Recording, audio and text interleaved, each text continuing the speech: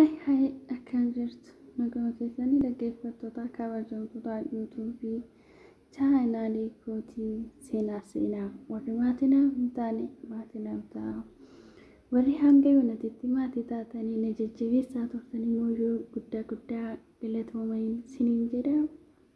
Marree har'a goddanyaa yookiin hiriyaatee kanan baay'ee dhiyaadhu kanan baay'ee jaaladhuun piranki godhaa jechuudha. Na waliin tura yoo isinitti tole like, share, comment gochuu na jajjabeessuu irraa hojjetaadha. Pirankiin godhaa jechuudha. Marree na waliin turaan affeerraa kooti hanga dhumaatti dhaggeeffadhaa. Like, share, comment gochuu indagatinadha. Mee waan ishiin jettu rifatti moo inkofalti moo mee waan ishiitti agaamu pirankiin godhaa jechuudha. Na waliin turaan affeerraa kooti hanga dhumaatti obsaan na dhaggeeffadhaa. Na caqasaa. Like, share, comment godhaa siniin jedhaa. Bye bye. Itti fufaa jechuudha. Kana godhe eenyutu akkana godhe? Maanni kun eessaa fidde footoo kiyya kana godhe eenyutu akkana godhe garuu? Hanchi besma akkatti na hoskitaa hanchi mucaane hanchi abbaa manaa keetii kun imo profesional irratti argeessisee tanan dimtii ergee bitanan ture amma imo kiyyarra wangaloo inde eenyuun kun godhe nyaashiiti moo eenyuun kan jiru tokko gaafinatti ta'e beektaa imo profesional irratti arge amma siidha moo nama biraate moo ugaa abbaa warraa keetii baay'ee halirraa bareeddan hanchi tuttututu sin jedhee jahamtuu sinirraa yaa qabu wajjin horaadha sin jedha. Deebisiisa galee naa ergi dhugaa waaqayyo isin wajjinan ka'ee miti gaafa isin as dhuftan maal takkana godhe footoo kana garuu Yesuus Kiristoos si takkana godhe ganni maqaa gooftaa Yesuusi. Era micayyoo anaa miti hai ugaa anaa miti abbaa isaan beekan imurrattan arge akkamattan arge piroofiilaan isaatirra godhate imo lama baafatte irra godhate sobde akkasnaan jetta miti cufaan baay'ee rifadhe amma hindee. Intala si dhukkuma footoo kana kushinaa keessatti isin wajjin akkanatti ka'e garuu manuma kanatti malee eenyutu akkanatti akkana bare maqaa gooftaa Yesuus lammata footoo kiyya namatti ergi dhugaa waaqayyo eenyutu akkana godhe mee natti mee dhugaa eessatti beekta jedhin wuy baa Yesuus na rifachiste dhugaa waan biraatu godhanii gadhiisanii suutarra viidiyoo. Ere ani hin beeku akkamattan arge piroofinaalii imo saatirra godhate hindee naman beekne akkamittan eenyuun ati jedhaan. Ufaasis ekkooyusis sagalee siifan ergase wajjin haasaa jee morra hongaruu situ piroofinaalii jijjiirrates ta'e. Maaloo kaa'ee morratti eenyutu akkana godhame? Emo saarratti lakkoofsisaa sii ba'a maaloo Yesuus maqaa gooftaa Yesuusiti. Maalinni namni garuu waan mantaan irratti nama akkana baree kana godhu. Annama wajjin footoo akkanatti ka'in beeku nama dhiiraa wajjin gaafa sinas dhuftassan siifi micayyoo mana jaartii hojjettu micayyoo amartitti isa wajjin gaafa sanan akkanatti ka'e ishii fi luuluu wajjin sanummoo ani luuluu irratti moo ishii irratti akkanatti hirkadhee suuraan kun qafoo kiyya keessa jira jechuudha. Akkamitti kanatti akkana baranii garuu kana godhu maqaa gooftaa Yesuusin aboo seexanni isaan qabee isaan gadaadhiisu. Intala maal taate ani suuraa nama wajjin ka'een beeku dhugaa waaqayyo an dhiira wajjin suuraa ka'een beeku kan isa dhiisii riyaakii wajjin suuraa kaaneetu waliin hin qabdu. Akkamitti si bira dhufuu danda'e nama si beeku moo akkamitti piroofaayilii irra godhate kan gaafadhu micayyoo tana eessatti beektaa jedheen bannaatish maqaa waaqayyootiin wanta biraa godhe akka miidiyaa irratti gadi hin dhiisne maali namni akkanatti hamaa ta'ee jira maqaa gooftaa Yesuusiin aboo seexana isaanii. Mee maaloo qoyyo. Ani hin beeku akkamattan Ganiyyi rabbo masikabe malu ani suuraan kiyya si'ii fi luluu biraa fi bicayyoo mana jaartii jirtu san qafoo ishiiti san gafasa wajjin kaane jechuudha. Mee qafoo kiyya keessa hoo jiraate siifaan erga dhugaa waaqayyo ishiin irratti akkanatti ergadhee ka'een akkamitti akkanatti akkanaabbarani garuu akkanatti akka akkanaabaramu nan beeka viidiyooyyuu wanta biraatiin akka akkanaabaramu garuu eenyutu akkana godhe jechuufi malee jechuudha.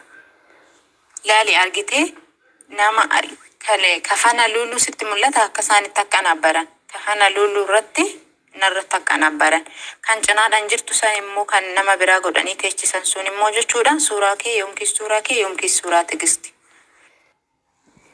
Intala wajjiniin kaates eebar godhanyaa keetas sabana maaltu dhufa yaa rabbii koo ani hin beeku dhugaa. Nasodaachisera barana ati nama wajjiniin hin kaane hinde harka kee irra godhattee xiqqaa hankaate sooricha kuni suuraan luluu bira hin jiru koo. Ilaale ishi suuraa kana mana kanatti anaafsee fi luluu wajjin taaneet wajjin kaane akkamitti akkam godhaniit akkana godhanii akkanaabbaran. Nama akkana godhe garuu nan xaraxara nama akkana gochuu danda'u jira garuu. Profaayilii rammoo maaliif godhatan ishee ani viidiyoolee itti hojjetan ani rakkoon qabu sun waan ani nama wajjin ka'een qabu waan ta'eef jechuudha. Akkanaabbaramuu ta'uusaa immoo kafana gidduu kafana luluu laalee dhugaa waaqayyo. Aboo waaqayyo waan maqaan emoo irratti yoo si ba'u eenyu jedhee ba'e emoo si bira dhufe. Maqaan isaa emoo irratti Tolosaa Abbaa Xiffii jedha beektaa? Maal jechuudha? Maqaa gooftaa Yesuusin ani amma osoo wanti akkasii godhe suuraa kootisiin jechuun maal jechuudha? Maqaa gooftaa Yesuusin ani amma osoo wanti akkasii godhe. Ani beektaa odaanaaf si wajjiniin haasa'aa jirru jechuudha. Emoo irratti sagalee siifan erga jedhee tanani. Maqaa dollaa dafee ergi beektaa lakka aadii hin taane aadii kan jedhu aadii hin goone jechuudha. Ana piroofinaan irratti gadi bu'e. Hindii tun isheedhaa miti eenyufa sagalee ergedee daganaa voisii manaa deebisuu didde jedhee hunda deebi'ee laalu lakka nama biraatti deddeferaa waa'ee sagalee koo dileetii godhe. Ani kanan jedhu tigistittaa ta'e sagalee itti ergi.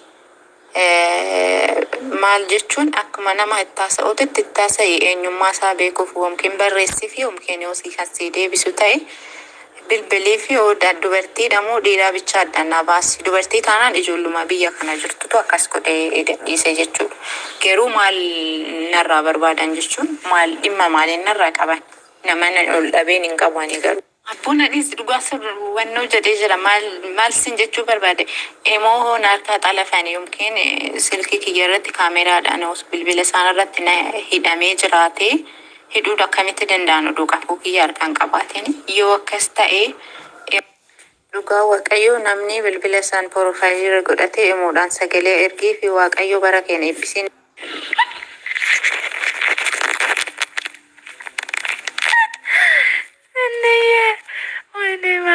Tagame lupo piranki kiyya naata macha'ee jira. Piranki si godhe tanaan jira. Baay'ee rifatte miti rifate lupo. Kolfaan garaana dhukkubsite dhugaa waaqayyo.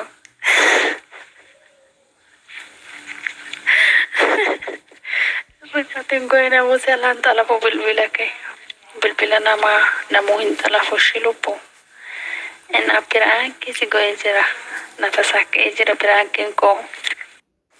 Dhugaa waaqayyo laalu pirankiin abbaa keetii yaabadu ishii pirankiin akkanaan jiru ishii Yesuus sem maqaa gooftaa Yesuusin labbeen bakka lamatti addaan acitti waan qabu waan dhiisu wallaaleen jira. Laal ani situ godhe jedhee xaraxariin jedhamu maallaan jetti immooyyuu indee nama dhugaa nama wajjin kaatee qabate maana dhoksita intala maqaa gooftaa Yesuusin laal nafa muluun na ollachaa jira. Pirankiin akkanaan jira maqaa gooftaa Yesuusin biyyee nyaadhu ati kanammoo YouTube irratti hin gadhiisa jettee maqaa gooftaa ani balintarannaan anis shakkuun qaba bararra niitiin jarattiin as teechee jirti malee ilaalu jechuu malee homtuu natti nafne ibiddinarraan deebi'ee jira maal argattaa ammame gaa'ila kiyya kan diigan maqaa gooftaa Yesuusin abaarramte garuuyyuu dubbachuu qabda tureeyyu. Afuusii godheen jira olachuuyyuu maqaa gooftaa Yesuusiin garuu kanatti na rufachiisin ishee adaraake dhugaan baay'ee rufadhe ishee dammoo kan inni federaara na.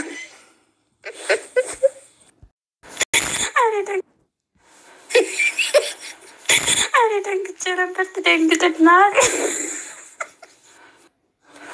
Ammaani waan meeqaan asaabe maqaa gooftaa Yesuusiitiin maal abboo maali sila silkii kiyyoo daar kan hin qabateen na laaluu jalqaba immoo silkii kiyyaa kamitti maali wayyoo mataan na zooree bar.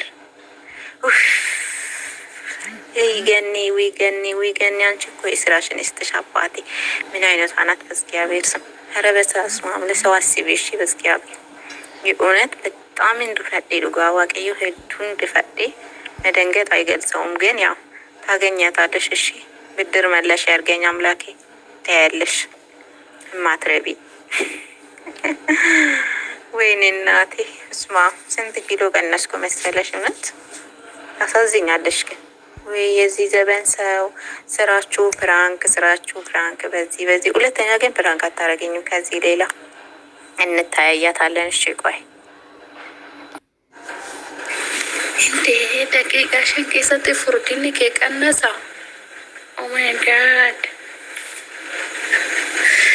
ፍራፍሬሲ ሆጀደ ኮቶ ከሪፈተ ሰናከደ ቢስቱ ሪፈተን piranking የሞና ተሳከ ጅራ አንኛው መገፈቶታ ከበጀብቶታ ጉደኛት ያ pirank godhe jira like share comment gochuu na jajjabeessu inni raffatanaadha pirank biraatiin hangandee dufutti nagaan naa turaa isinin jedha.